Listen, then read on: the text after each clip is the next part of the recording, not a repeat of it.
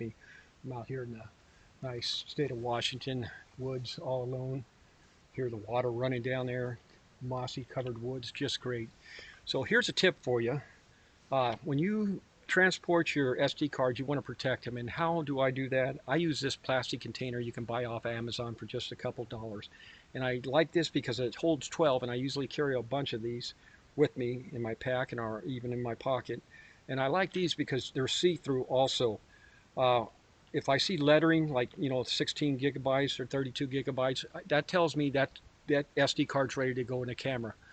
Then once I take one out of the camera, I flip it up so the metal band on the top of the SD card shows, and then I put it back in this container. That way, I never get my SD cards up. Everybody will do this sometime if you run enough cameras, and that's get your cards. Which one did I just take out?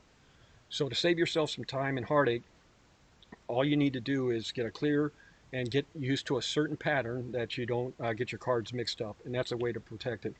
You notice I also got fluorescent tape. I did lose one of these once when I pulled out my keys to get a lock. It fell out of my pocket. I didn't notice it. You can see we got a lot of moss here in Washington, and I had to go back and find it, which I did.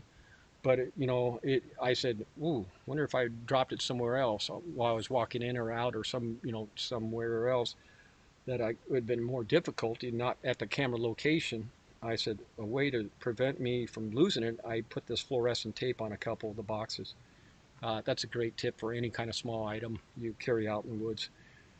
Okay, SD cards, protect them. Get a pack where you get into a pattern where you don't get them mixed up. That's my tip for the day.